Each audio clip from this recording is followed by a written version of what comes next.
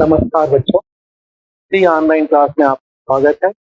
और आज हम इसी प्रथम वर्ष में तुलसीदास के दोहे पढ़ने जा रहे हैं। तो तुलसीदास के बारे में आपने स्कूल में भी पढ़ा होगा और उसका परिचय पहले हम देख लेते हैं। तुलसीदास जी का जन्म 1554 में उत्तर प्रदेश के राजापुर नामक गांव में हुआ था और इनके पिता का नाम आत्माराम दुबे और उनकी तुलसी और इनके गुरु नरहरि दास थे, जो कि बहुत इम्पोर्टेंट है। दास के गुरु कौन थे? दास के गुरु नरहरि दास थे और इनका देहोत्थान यानी 1680 और इनका सबसे प्रमुख रचना है वह रामचरितमानस है। जो यहाँ पे रामचरितमानस, यहाँ भी प्रश्न जो है 1 मार्क्स क्वेश्चन पूछा जाएगा कि दास की प्रमुख रचना क्या है। तुलसीदास की प्रमुख रचना रामचरितमानस है और इसके साथ इन्होंने कई अन्य भी रचनाएं की है, जैसे भरवे रामायण, दोहावली, कवितावली, गीतावली, नय पत्रिका आदि। और इनकी प्रमुख भाषा अवधी है और अवधी के साथ साथ इन्होंने ब्रज भाषा में भी कई रचनाएं लिखी है। तो इनके जो हम दोहे पढ़ने जाएंगे, 8 प्रमुख दोहे हैं और उन दोहों की विशेषता जो प्रस्तुत दोहों में तुलसीदास ने मिलजुल कर रहना, भाईचारा, मधुर वाणी, ईर्ष्या का त्याग, प्रेम की भावना, विद्या, विनय, विवेक जैसे गुणों का महत्व बताया है और इसके साथ साथ सत्पुरुष की महानता आदि का भी वर्णन किया है। तो सबसे पहले टेक्स्ट बुक के हिसाब से, पाठ्य पुस्तक के हिसाब से जो पहला दोहा है वह इस प्रकार है। तुलसी इस संसार में भांति भांति के लोग, सबसे हंस मिल बोलिए नदी नाव संजोग। मैं रिपीट करता हूँ, तुलसी इस संसार में भांति भांति के लोग, सबसे हंस मिल बोलिए नदी नाव संजोग।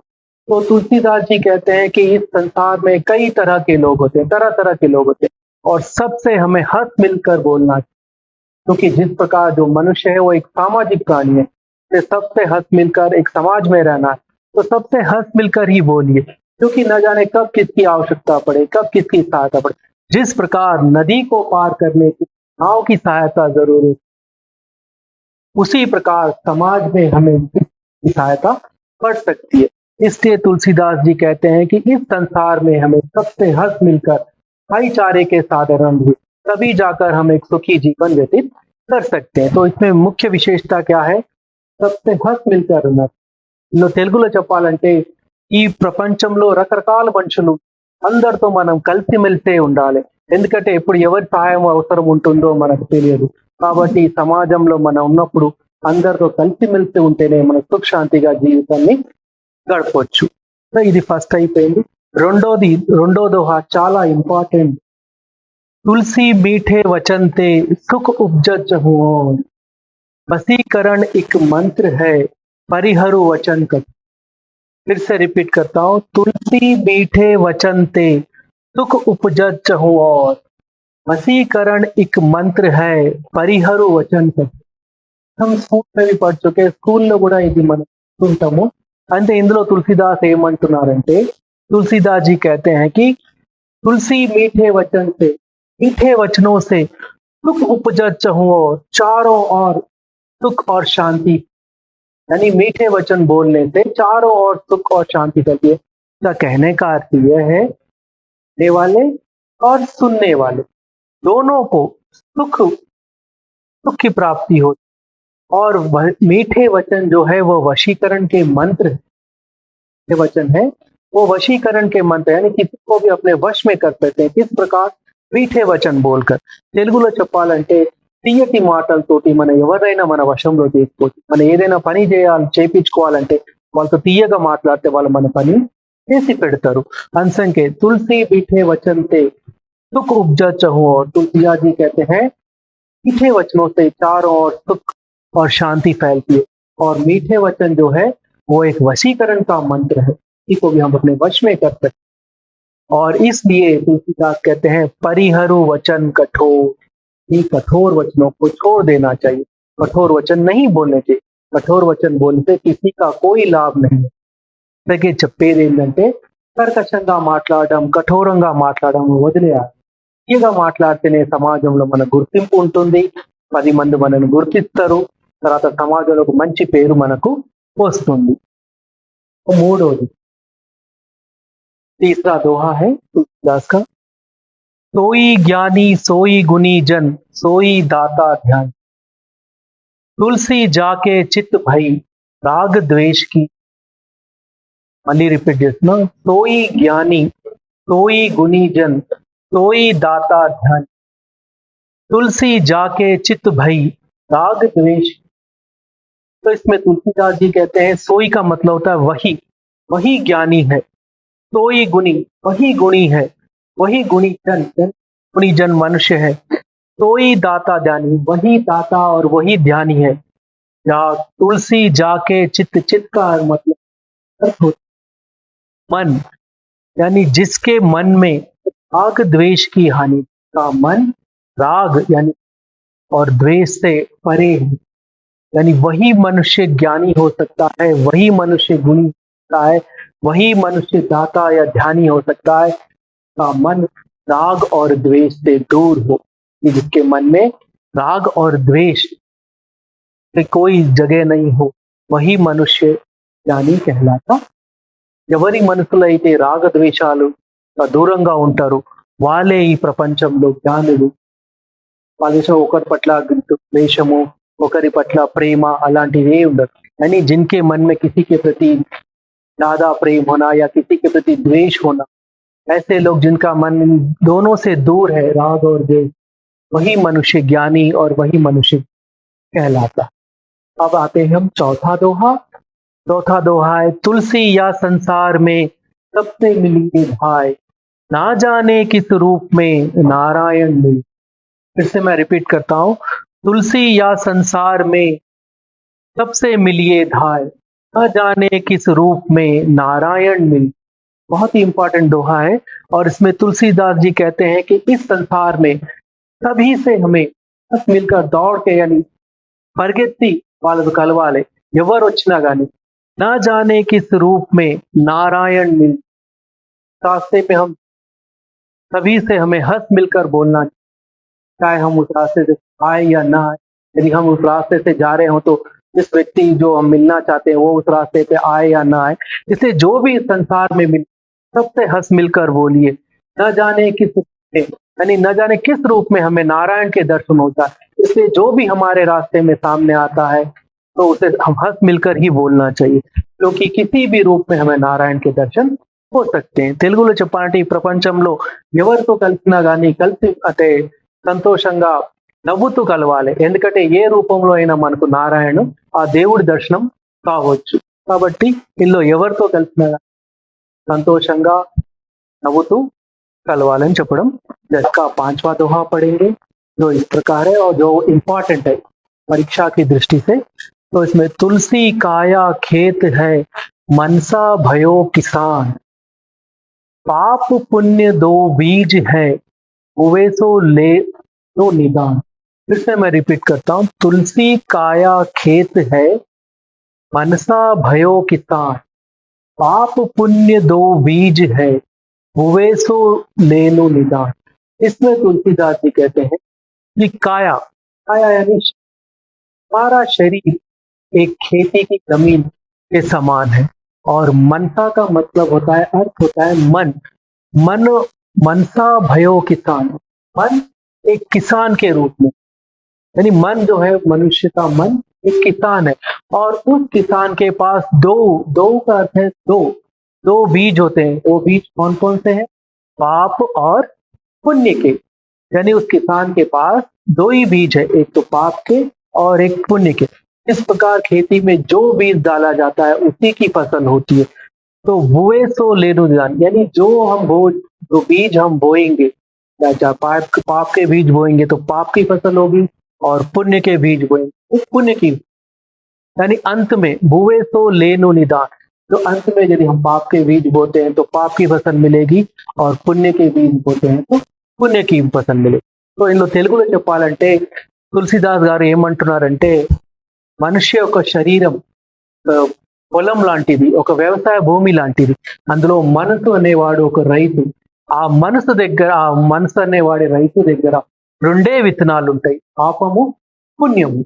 ఆ మనసు అనే రైతు ఏ ఏ విత్తనాలనైతే నాటుతారో చివరికి అతనికి ఆ చేతికి అదే పంట వస్తుంది. పాపము విత్తనాలు నాటితే పాపం ఒక పంట వస్తుంది. పుణ్యం విత్తనాలు నాటితే పుణ్యము పంట వస్తుంది. మీకు అర్థమైంది అనుకుంటాను. మనిషి యొక్క శరీరము ఒక పొలం లాంటిది. మనసు అందులో రైతు లాంటి వాడు. ఆ రైతు దగ్గర రెండే విత్తనాలు ఉంటాయి, పాపము, పుణ్యము. ఏది నాటితే చివరికి అదే ఫలితం ఆయన చేతికి వస్తుంది, అదే పంట ఆయన చేతికి వస్తుంది. अदो नेक्स्ट 6 दोहा की विशेषता यह है कि मन की तुलना किसान से की गई है और शरीर की तुलना खेत से की गई। और इसमें विशेषता यह है कि जिस प्रकार हमारे मन में जिस प्रकार की भावना होगी उसी का फल हम अनुभव करेंगे। अब छठा दोहा, 6th दोहा, ये भी परीक्षा की दृष्टि से बहुत ही इंपॉर्टेंट है, महत्वपूर्ण है। और इस पे तुलसीदास जी ने बहुत अच्छी बात कही है। तुलसी साथी विपत्ति के या विनय विवेक, साहस सुकृति सुसत्य व्रत, राम भर। फिर से मैं रिपीट करता हूं, फिर से दोहराता हूं। तुलसी साथी विपत्ति के या विनय विवेक, साहस सुकृति सुसत्य व्रत, राम भर। इसमें तुलसीदास जी कहते हैं कि जब भी हमारे पे कोई विपत्ति या मुसीबत आती है या कोई कष्ट आता है तो हमारा साथ हमने जो विद्या सीखी वह दे, उस विद्या की सहायता से हम उस विपत्ति को। नेक्स्ट विनय, जो मनुष्य विनयशील होता है, जो हमारी विनम्रता है, वो हमें विपत्ति से बाहर ला सकती है, जिसको इंग्लिश में पोलाइटनेस कहते हैं। और विवेक, जब भी कोई विपत्ति या आपदा या कष्ट आता है तो हमारा विवेक, हमारी बुद्धि, हम उस बुद्धि के सहायता से हम उस विपत्ति को दूर कर सकते हैं। और नेक्स्ट साहस, मनुष्य का गुण होता है साहस। जब भी हमारे को कोई विपत्ति आती है तो हम साहस के साथ उस विपत्ति का सामना करें तो वो विपत्ति को दूर कर सकते हैं। उसी प्रकार सुकृति, अच्छे काम, जो भी हमने अच्छे काम किए वही हमारी विपत्ति को दूर कर सकते हैं। कि हमने किसी की मदद की है विपत्ति के समय तो वो भी हमारे विपत्ति से हमारी मदद कर सकता है और हमारी मुसीबत या विपत्ति को दूर कर सकता है। और नेक्स्ट सुसत्य, तो हमेशा हम जो सत्य वचन का पालन करेंगे तो हमें कोई भी विपत्ति हमारा कुछ भी बिगाड़ नहीं सकती। और लास्ट का है राम भरोसे। इन सभी 6 गुणों के साथ साथ हमें उस भगवान पे, उस ईश्वर पे भी भरोसा होना चाहिए। तो इसको తెలుగులో చూద్దాం। తులసిదాస్ గారు ఏమంటున్నారంటే ఆపద, విపత్తి అంటే ఆపద వచ్చినప్పుడు మనిషి 6 గుణాలు ఆయనను కాపాడతాయి। ఫస్ట్ ఏంటిదంటే ఆయన విద్యతోటే ఆ ఆపదను, రెండోది వినయం, ఆయన మనిషిలో ఉన్న వినయంతో ఆ ఆపదను చేయగలరు। ఎంత వినయశీలుగా ఉంటే, పొలైట్నెస్ గా ఉంటే మనకి ఏ ఆపద వచ్చినా ఎవరైనా మనకు సహాయము చేస్తారు।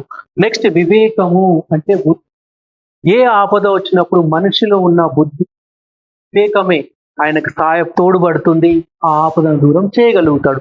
నెక్స్ట్ సాహసం అంటే ధైర్యము, ఎంత ఆపద వచ్చినా మనం ధైర్యంతో దాన్ని ఎదుర్కోవాలి, ఆ ధైర్యం ఉంటేనే ఆ విపత్తి దూరం అవుతుంది। నెక్స్ట్ సుకృతి అంటే మంచి పనులు, ఎవరికైనా సాయం చేయడం, ఎవరి దయ చూపించడం, అలాంటి మంచి పనులు చేస్తే కూడా ఆ విపత్తిని మనం దూరము చేయగలుగుతారు। ఎవరికైనా సాయం చేస్తే మనం ఆపదలో ఉన్నప్పుడు వాళ్ళు కూడా మనకు సాయము చేస్తారు। అట్లే సుసత్య, ఎప్పుడు నిజమే చెప్పాలి, నిజం చెప్పిన వాళ్ళకు ఎలాంటి ఆపద రాదు, ఆపద వచ్చినా కానీ దాన్ని దూరము చేయగలుగుతాడు।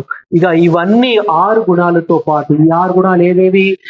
యా వినయ్ వివేక్ సాహస్ సుకృతి సుసత్య, ఆ అన్నిటితో పాటు ఆ దేవుడి పైన కూడా మనకు నమ్మకము అనేది ఉండాలి। तो तुलसीदास जी कहते हैं कि मनुष्य के जो 6 गुण है, कौन कौन से? विद्या, विनय, विवेक, साहस, सुकृति यानी अच्छे कर्म और सुसत्य यानी सच बोलना। इन 6 गुणों के साथ साथ हमें उस ईश्वर पर भी विश्वास होना चाहिए। तो तुलसीदास जी कहता है कि जो हमारे ये 6 गुण है, ये 6 गुण हमें किसी भी आपदा से हमें बचा सकते हैं, उस आपदा या विपत्ति को कर सकते हैं। और अब हम आते हैं तुलसीदास के 7वें दोहे पर। तुलसीदास एड़ो दोहा, जो 7वां दोहा है वो इस प्रकार है। तुलसी पावस के समय धरी कोकिला मौन, तुलसी पावस के समय धरी कोकिला मौन, अब तो दादुर बोली है हमें पूछ कौन। का अर्थ यह है कि तुलसीदास कहते हैं पावस, पावस का वर्षा ऋतु, वर्षा, वर्षम लो वर्षा ऋतु, पावस के समय, समय का मतलब समय यानी बारिश के मौसम पे, हरी यानी धारण करना, कोकिला का अर्थ होता है कोयल, मौन यानी मौन रह जाती है, चुप हो जाती है। जब भी बारिश का समय आता है या वर्षा का समय आता है तो कोयल मौन धारण कर, और वर्षा ऋतु में कौन चिल्लाते रहते हैं? दादुर, दादुर का मतलब यस। अब तो दादुर बोलिए, वर्षा ऋतु में जो भी है घर जाते हैं और उन घड़ों में तरह तरह के मेंढक आ जाते हैं और वो मेंढक टाए टाए करके रट जाते रहते हैं। अब तो दादुर बोलिए हमें पूछ, अब कोई भी कोयल की गान या कोयल की बोली को नहीं सुनता, क्योंकि दादरों का शोर यानी मेंढकों का शोर इतना बढ़ जाता है कि कोई भी कोयल की आवाज नहीं सुनता। तो इसमें सबसे बड़ी बात यह कही गई है कि जब भी हमें समय के अनुसार बोलना चाहिए। जब मूर्ख जोर जोर से चिल्लाने लगते हैं तो सज्जन का मौन रह जाना ही अति उत्तम। तो తెలుగులో చెప్పాలంటే వర్షకాలం రాగానే కోకిల మౌనాన్ని ధరి, ఎందుకంటే ఆ టైంలో ఆ సమయంలో వర్ష ఋతువులో అన్ని కుంటలు చెరువులు నిండిపోతే అందులో అన్ని కప్పలు వచ్చేస్తాయి. ఆ కప్పలు గట్టి గట్టిగా అరవడం వల్ల ఆ కోకిల గానాన్ని ఎవరు పట్టించుకోరు. కాబట్టి ఇక్కడ కోకిల ఏం బాధపడదు. అట్నే మూర్ఖులు గట్టి గట్టిగా అరిచేటప్పుడు ఎవరైతే సజ్జన ఉత్తములు ఉన్నారో వాళ్ళు మౌనం ధరించడమే మంచిది. तो इसका विशेषता है कि हमें समय के अनुसार बोलना चाहिए। इस प्रकार हमें समय को देखकर अपनी बात रख लीजिए। यदि मूर्खों के सामने हम भी चिल्लाने लगते हैं तो हमारा कोई महत्व नहीं रह जाता। అంటే మూర్ఖులతో కలిసి మనం కూడా గట్టిగా అరిస్తే మన మాటకి ఎలాంటి విలువ అనేది ఉండదు। अब नेक्स्ट है जो 8वां दोहा है, सम कंचन कांचो गिनत शत्रु मित्र सम होय, तुलसी या संसार में कहत संत। अब इसमें तुलसीदास जी कहते हैं सम कंचन कांचो, कंचन का अर्थ होता है हाँ, और कांच का अर्थ है कांच या भी मूल्यहीन वस्तु, और कंचन का मतलब बहुत ही मूल्यवान वस्तु।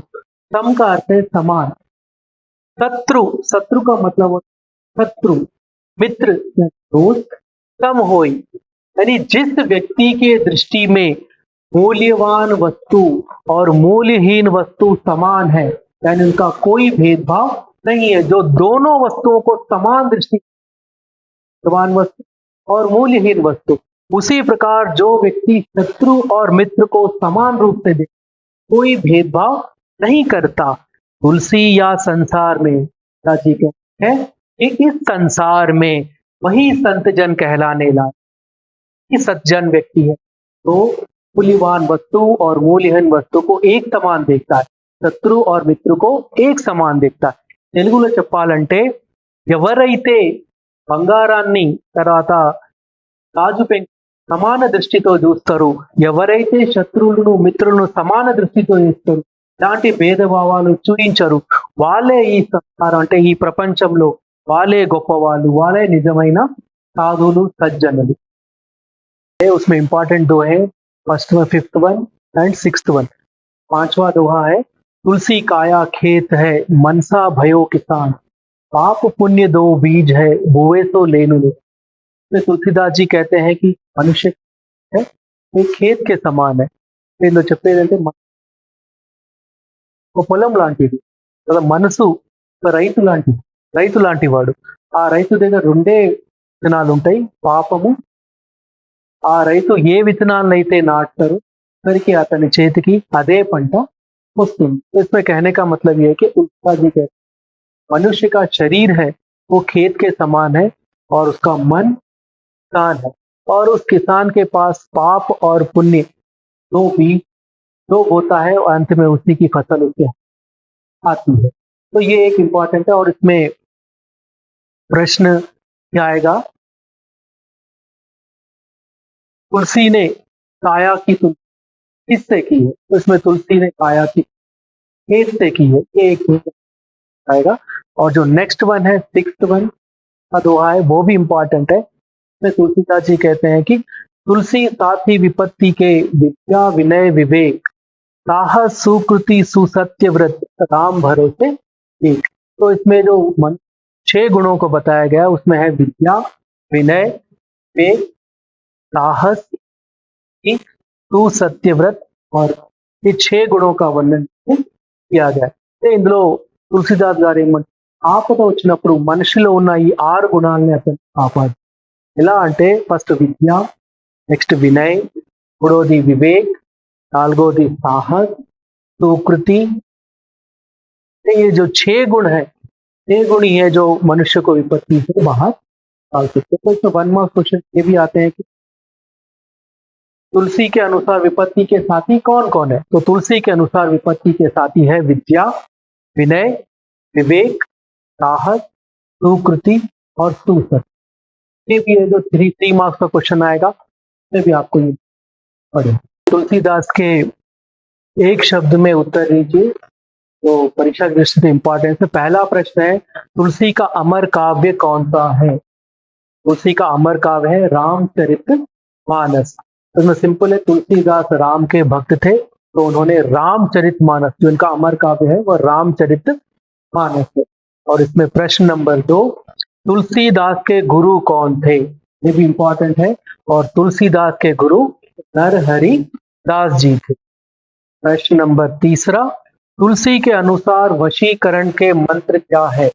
तो తెలుగు చెప్పాలి, తులసిదాస్ के अनुसार वशीकरण ఎవరినైతే ఎట్లా వశం చేసుకోవాలి, వశీకరణ మంత్రాలు ఏవి అంటే तुलसी के अनुसार वशीकरण के मंत्र क्या है। तुलसी के अनुसार वशीकरण के मीठे वचन, తీయటి మాటలతో ఎవరైనా వశము చేసుకోవచ్చు। ఇక చివరిది जो लास्ट का है, तुलसी ने काया की तुलना किससे की। जो है वहां पर तुलसी ने काया यानी शरीर की तुलना यानी कंपेयर करना, పోల్చడం, శరీరాన్ని దేంతో పోల్చిండు, ఖేత్ సే అంటే పొలం, వ్యవసాయ భూమితో పోల్చడం జరిగింది। కాబట్టి పరీక్ష దృష్టిని ఈ 4 1 మార్క్స్ కొంచెం జాగ్రత్తగా చదువుకోండి। మళ్ళీ రిపీట్, तुलसी का अमर काव्य कौन सा है, रामचरितमानस। और तुलसी के गुरु कौन थे, के गुरु नरहरि दास जी। और तीसरा प्रश्न, तुलसी के अनुसार वशीकरण के मंत्र क्या है। तो చాలా సింపుల్, मीठे वचन అంటే తీయటి మాటలు। और చివరిది जो लास्ट का है वो, तुलसी ने काया की तुलना यानी से मनुष्य के शरीर की तुलना किससे किया, మనిషి యొక్క శరీరాన్ని దేంతో పోల్చిండు, खेत అంటే వ్యవసాయ భూమి, పొలం అని। तुलसी ने काया की तुलना खेत से। धन्यवाद।